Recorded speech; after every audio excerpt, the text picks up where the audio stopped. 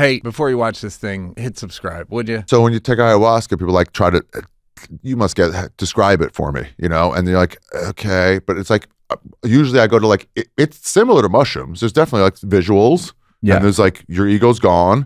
It's just more so, but like, you know, it's that. It's like, and with mushrooms, like your ego drops a little bit. So you can look at yourself without being attached to yourself. Mm-hmm.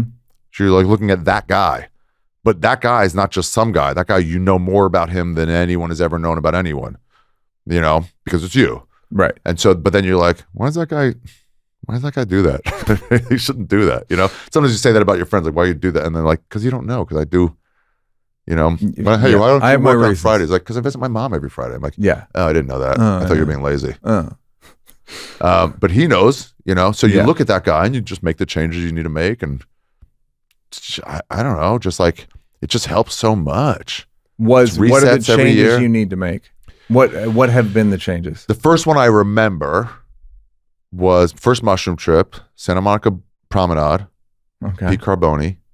Great. We were going to look at street performers. We were going to see some like psychedelic-ish movie, and then the street performers scared us. So we're like, let's go to the next one. And it was the Johnny Depp Dillinger movie. Is that a false memory? No, that's a real one, and it's called Public Enemy? Public Enemy. It was great. I heard a very funny story about Johnny Depp shooting that, which was Michael Mann was like, you know, getting a lot of shots from behind him. And finally he was like, come on, man. Like, fucking shoot my face. Yeah. Like, just get a body double for this. I'm wearing a hat. It's right. It was great. I thought I pissed myself halfway through. Just sure I had. But it was just some condensation off the soda. Great. And then I was like, fuck. I mean, I for sure pissed myself. No way. And then just went out to look. I'm like, there's no stain. But I was like, no, it's definitely just going like this. Funny. Anyway, then sitting in my car afterwards and going, my first realization was like, I couldn't drive, you know. And then I was like, I was just thinking about people that I should reach out to more, be more open with compliments. Because I like hearing them. Mm-hmm. You know, I loved you saying you like my stuff. Yeah. You wrote me once. I was in Montreal when a couple specials came out. You wrote me and was like, hey, good job. I like the jokes. Like, I was like, nice. It made me feel really good. I try to do it. It's such a cool Sometimes thing. I think it's easy. Intrusive, but like, who doesn't like that? I know. I really try to. Also, any public shaming, reach out to the person. Yeah. And just be like, hey, bud, how you doing? They think everyone's their enemy. Yeah. And you take away one when you say, how you doing? Hope you're okay. Great. I've had guys that I was like, maybe this is still their email. Yeah. 12, 13 years later, I haven't talked to them. I was like, hope you're doing okay. And they were like, you have no idea how much this means. I'm like, whoa, we barely know each other. Yeah. I'm way lower than you. And if that meant that, I mean, anyone. So anyway, I remember thinking about Chris Fairbanks and his delivery style, how he intentionally makes mistakes and then corrects the mistake and finds all this humor through a correction of a misspeak. I don't know anyone who else does that. And he does it well. Yeah. At least I haven't seen him in a long time, but did then. And I just texted him there. I was like, hey man, your delivery style, it's so cool. No one else does that. It's just cool. Why don't I do this more? Yeah. So just a little of that, try to be helpful. Like it just occurred to you in your car on mushrooms. And not that he does it, but that I can tell him. Yeah. It's nice. Well, no, about complimenting people. Yeah, right. And so, yeah, you try to do that sometimes. When Carlin was in the back of the OR, and he knew who he was. Yeah. He knew what he meant. He's not a guy sitting there. He is, but he's also George Carlin is that guy. Yeah. And when someone had a good set, he'd be like, hey man, good set. He knew. Don't be fucking, don't be that with this. You know? Don't be Shylocks with these compliments. Give them out. I thought cokehead. He was. Bad news, everybody. Gave me $20 once to get him a sandwich. Did he really? I desperately needed it. Yeah, I went to Green Blast to get him a sandwich, and I was like, here. I'm like, oh, the Comedy Store paid for it. And he goes, I know. It's for you. I'm like, thanks, Mr. Carlin. He goes, George, don't do that. That's fucking great. Yeah.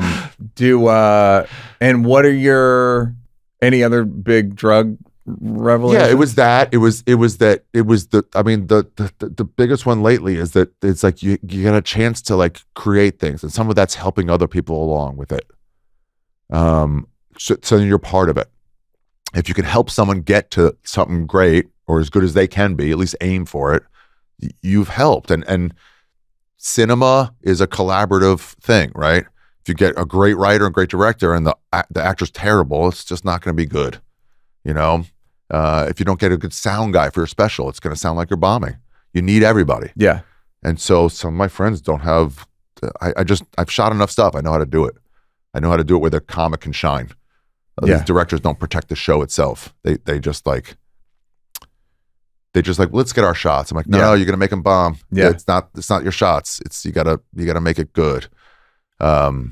So like a few people have like, let me help you make your special. I know you're on direct. I'm like, I don't know enough about apertures and shit like that. Yeah, you do. But whatever. I mean, I'm telling you do. Yeah, I've heard that too. But it's like, I'd rather listen with Big J's special. I was setting up chairs. I'm like, no, this isn't right. We can change these. We can get like you don't want to face an open row. You want to have row and then 2 rows there, so you're not facing nobody. And the other producers aren't doing that. No, you know. So it's like I want to help you make this thing as good as it can be. Was that a drug one? Was that what? A drug realization? That's from the jungle. Oh, great. Yeah. By the jungle, you mean doing ayahuasca in Peru? Ecuador. Yeah. Was that part of the 6 months down there? Yeah. What? Yeah. Part of that? Yeah. We're here. We should do it at some point. Did you do it more than once? No. But then afterwards, like, you want to come back tomorrow? And I was like, oh. If they had told me ahead of time, I would have. Right. But that next morning, you're so worn out. I had to drink coconuts and. Oh my God, you're just so worn out. Like, I don't think so. I don't have the energy for this. Yeah. I mean, it's any drug the day after drugs. You want to do Molly again? You're like, bro, I'm still conked from yesterday. But the guy who told us about it said he took it 4 days in a row. By the third day, he saw how he was going to die and when, and he was fine with it. He goes, it's okay. It's in water. I'm going to drown, but it's like, I'll be 47. I'll be done there. I'm like, at the time I was like, bro, I'm 45. What are you talking about? Fucking 22-year-old asshole. That's funny. 47. It's like fucking big. It's basically dead anyway. Yeah. But the thought was that when you make something great, when you nail it, a moment or whatever, a moment or a big, thing, a big, anything, it makes something, and like, I don't know how to describe it really. It's tough to describe these things when you're on mushroom. Whenever I see somebody, I know what you mean. Coming back from mushrooms, it makes a impact in time. Yeah, in the energy of the culture of the time. It's like a ripple in the. But even if no one else notices it, even if it's just in like a group, Oh, I know what you mean. Oh, you're talking about like being in the pocket. Yeah, just like I was crushing one. Yeah, like I delivered the best possible thing I could have. You've had sets at the Comedy Store. They don't matter. A Tuesday night at the Comedy Store. You're doing 15 minutes. 11 minutes in, you're like, I am crushing this right now. This is an A+ right now for 11 minutes. If I can go these last 4, it's a perfect set. Yeah. There's 19 people in the audience. It's not going to change the zeitgeist in any way. But you're like, let me do. And sometimes you're like, I missed it right at the end. Yeah. But sometimes you nail it and you're like, I did it. When you do one of those, it creates something and it goes off into the universe. And all those great things are all playing together and forever. So the Saga de Familia. Do you believe in Sistine Chapel spirit involved, like God type spirit, or like energy? Yeah, I don't know. Anything? Energy orbs. I call them orbs. I don't know. There's a little like Fabergé eggs, but big ones. And then they just go up there and they're gone past you. They're out. You don't control them anymore. It's like a bird who gives birth to another bird. Yeah. And once they're gone, they're on their own now. They're just like full-grown birds. So I just want to help people make those. Yeah. I just want to make those. That's when my appetite for fighting went down. I was like, that ain't helping me make anything. Appetite for fighting. Arguing with people. It was just like, yeah, sorry. Shouldn't have said that. My bad. I don't want to be right. I just don't want to do this. This is holding me back. Yeah. From doing like that, It's like heroin addicts. So like, you're just getting in the way of more heroin. Get out of my way. When I assume what sounds so good the way to describe it, but like, I just want to do one of those. So when you do one, you just feel like so happy. Yeah. And when you see someone else doing it, you're like, oh, it just makes you cry when you hear something that shouldn't make you cry. Yeah. When I listen to Nevermind all the way through, I just start crying. I'm like, homo. It's just like, oh, nailed it. So I don't listen that much. You don't listen to Nevermind that much because you want to save it? Yeah, maybe. It's just too perfect. You don't want to be a bitch. Yeah, it's overwhelming. It's like, damn. It's. I mean, to me, it's like a god. Yeah, I think that's why people worship famous people. It's because like I can't. You're so close to God if you have a talent. Yeah. Dated an artist once. She said a lot of the reasons that a lot of artists don't have children is because one of the reasons people do have children is so you leave something to the world that'll live on without you. And like, if you make a great painting, like it does. Yeah. You did it already. Yeah. They have either no kids or like 80 kids. right. 80 kids they ignore. Yeah.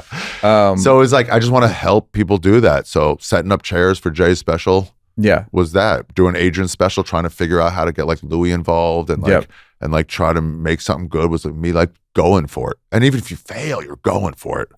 Yeah. You know? Yeah, I just want to make things. Yeah, it's great, man. I mean, and it's great because it's unexpected, and it is like it's the same idea as being positive. Yeah, I saw Adrian open for Louis C.K. Adrian Appalucci at Madison Square Garden, who's got a great Netflix special as well. Yeah, that Ari produced. That I produced. What's it called? The Dark Queen. The Dark Queen. That's the name I gave her. Yeah. Fantastic. And she'd open for me on the whole Jew tour pretty much. Yep. And people would always like, who was that first chick? It was like, they didn't know her name, but it was like, it resonated with them. And I was like, yep, for sure it should. But she crushed so hard at MSG in the round that it was another one. I just started crying. I mean, I'm getting choked up now thinking about it. It was just it's not about comedy. It was just about like crushing the moment. Yeah. I was so proud. Yeah. I didn't help her with it or anything. I was just there to witness it. Yeah. You know, it's just like, God damn. Anyway, so like,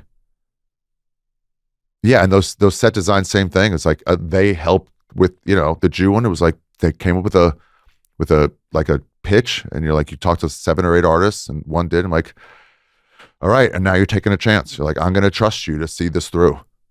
And then sometimes they rise to the occasion. You got to be open to that. They might not. Mm-hmm. Bridget Everett did a This Is Not Happening show once, a live one at the Improv. And she was like, can I do a song? She does songs. She does burlesque in a great way. Yeah. I went to see her special at the Joe's Pub.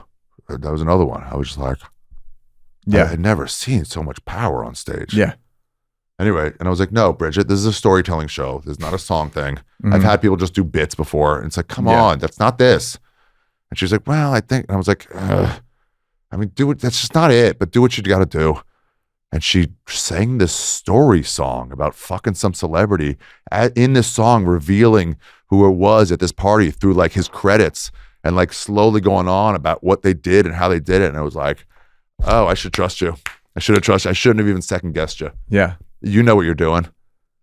Harlan Williams was on my podcast, and I usually do like, let's do one country per. He goes, well, I got this other idea and I was like, it's one country. Otherwise we get too sidetracked. He goes, well, I'm like, you know what? And I remember the Bridget thing. I was like, fine, go. It was about in the back of a National Geographic. He saw a 30-day trip around the world for like 35 grand. And he was like, I'll try to do it. So it was about this one 30-day trip literally around the world to all the craziest sites in the world. And I'm like, it's one of the best episodes we've ever had because it was like. Was it a true story? Yeah. Yeah, you never know with Harlan. Yeah. At the end, he read a poem. He goes, I wrote a poem to the rest of the people in the group. And I was like, okay. And I kept waiting for the punchline. And it was just a serious poem that he read to them. He zigged when I say, it was like, you just got to trust artists to do it. Yeah. And if they don't do it, that's fine. But you got to trust them when you like vetted them, right? Mm-hmm. Yeah. The plants for the special, it was just Design Foundry. They've done some stuff. And the first pitch they had was like, oh, no, I can't afford this then. Because what they had, it costs a lot. Plants cost a lot. It's not just a bouquet for a chick. And they're real plants. They're all real plants. Yeah. The first 20 minutes, you can hear my nose stuffed up from pollen. Yeah. Yeah. You forgot you were Jewish. Like, oh, God damn it. It's so hot in here. But I was like, okay, then I can't. No, I can't afford it. Let's rethink what we want to do. Maybe we'll do something like that, And then they were like, have a talk with them. And I explained to them what I wanted to do and why the plants, it was about like leaving all that fucking negative, like online shit, just letting nature kind of take over and whatever. And then they like came back to me and they're like, okay, we're going to go for it. We're going to like, we just won't make as much money. Yeah. We like this idea. It's cool. It's cooler than a music video. So yeah, let's do it. Yeah. Oh, I just love it when an great. That's what I wanted to talk about. It's like you're more optimistic, more positive, more pro You want to connect with people. Yeah, yeah. Hey, did you like that? Did you like that? Yeah, did you like it though? You want more? Don't want to work? Would rather watch videos of me grab-assing with people? First of all, go up here to subscribe, and then go up here to watch more clips. This is like when the weatherman says there's a high pressure system coming in. I'm not really used to the green screen.